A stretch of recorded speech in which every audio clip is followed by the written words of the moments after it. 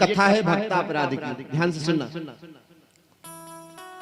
तो अम्बरीश जी महाराज एकादशी का व्रत करते हैं।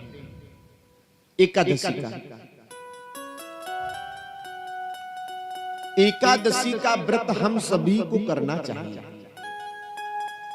कौन कौन करता है? आप करते हैं? हाँ, एकादशी का व्रत करना चाहिए।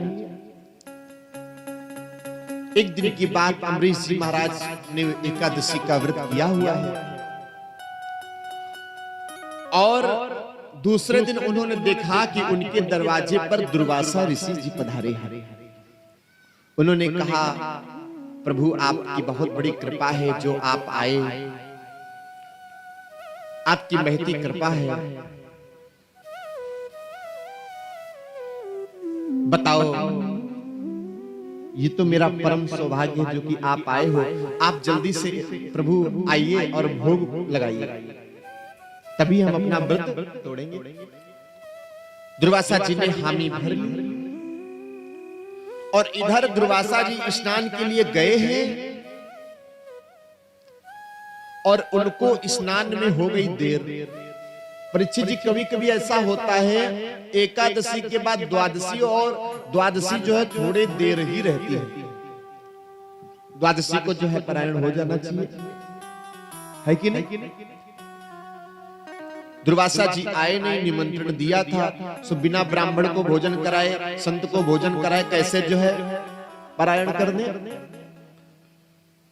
संत महात्माओं से पूछा, जो भी थे पंडित इत्यादि पूजा पाठ करते थे, उनसे पूछा क्या किया जाए। उन्होंने कहा, ऐसा करो राजन, भोजन मत करो और ये भगवान का चरणों तक ले लो, तो आपका द्वादशी के दिन पारायण भी हो जाएगा और संत को जो आप भोजन नहीं करा पाए या वो नहीं आ पाए, ये दोष भी नहीं लगेगा। लेकिन अम्बरीश जी सहमत हुए, हाथ में जल लिया ही था और ऐसे मुंह में डाला ही था। एक ही घूंट कंठ तक गया, खाली वह विष का जाम हुआ। अब तो महाराज सिर्फ बस सिर्फ एक ही बूंद गया है जल, सिर्फ एक बूंद जल। और उधर से दुर्वासा जी जो आ गए। दुर्वासा जी ने जो देखा अम्बरीश जी को जल पीते हुए, अपनी जटा से एक बाल को उखाड़ा, जमीन पर पटका और एक त्रिज्या नाम की राक्षसी उत्पन्न हुई। दुर्वासा जी ने जो आदेश दिया, जाओ इस राजा को नष्ट कर दो। जो वो राक्षसी राजा को मारने के लिए दौड़ी ना, उस चक्र के ही चक्कर में पड़ राक्षसी पड़ी रही। जो ये कहा ही था कि भगवान का सुदर्शन चक्र आया और उस राक्षसी का संहार कर दिया, और वो भगवान का सुदर्शन चक्र जो है दुर्वासा जी के पीछे लग गया उनको मारने के लिए। उड़ गए होश दुर्वासा के, वह बुद्धि द्वार पर खड़ी रही। अब तो जो है वो चक्र जो है दुर्वासा जी को मारने के लिए दौड़ा।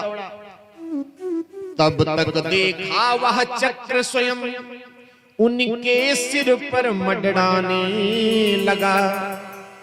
कुछ प्रेम ताड़ना लिए हुए वह हाल चाल दिखलाने लगा। दुर्वासा जी के पीछे वो चक्र लग गया। ध्यान से सुनना। दुर्वासा जी दौड़े दौड़े गए ब्रह्मा जी के पास। ब्रह्मा जी ने कहा, हम कुछ नहीं कर सकते।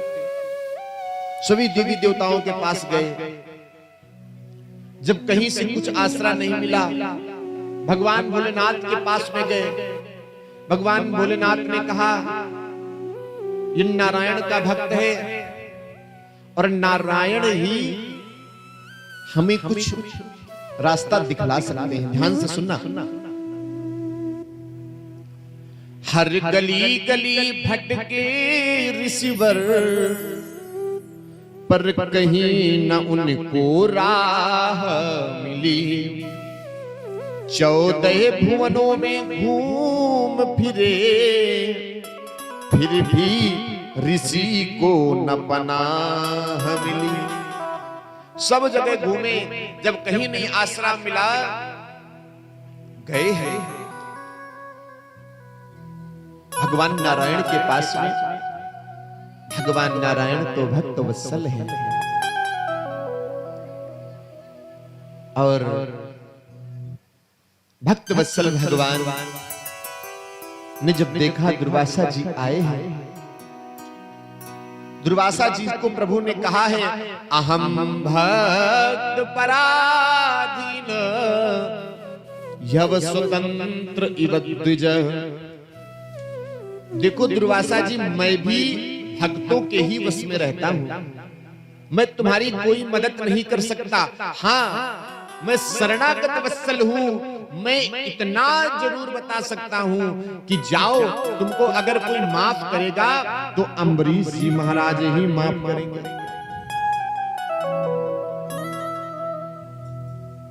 महाराज आगे आगे, दुर्वासा जी पीछे पीछे, सुदर्शन चक्र दौड़ करके आए, और इतना करने में दुर्वासा जी को 1 साल का समय लग गया। लौट करके आए, देखा अम्बरीश जी वैसे ही दरवाजे पर खड़े हैं, जैसे गए थे छोड़ के वैसे ही खड़े हैं। दुर्वासा जी प्रणाम करने लगे। अम्बरीश जी ने तुरंत चरणों को पकड़ा। अरे प्रभु, दुर्वासा जी ने कहा यह सुदर्शन चक्र हमें जला करके भस्म कर देगा, राजन इसको शांत करो। अम्बरीश जी ने हाथ में जल लिया है, ध्यान से सुनना, और कहा कि मैंने संतों में, ब्राह्मणों में, जीव मात्र में, सब में यदि मैंने प्रभु आपका दर्शन किया हो या कोई भेद न किया हो, तो आपका ये सुदर्शन चक्र अभी शांत हो जाए। इतना कह करके जल छोड़ा। वो सुदर्शन चक्र जो है भगवान का आया, और आकर के जो है अम्बरीश जी के 7 चक्कर लगाए, और वो शांत होकर के चला गया।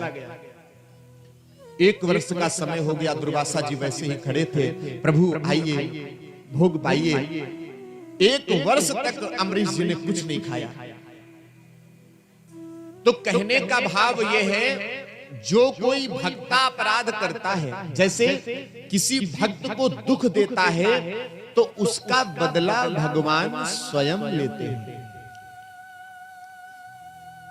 लेकिन जिसके मन में यह रहता है कि हम खुद निपट लेंगे, ऐसा नहीं करना चाहिए।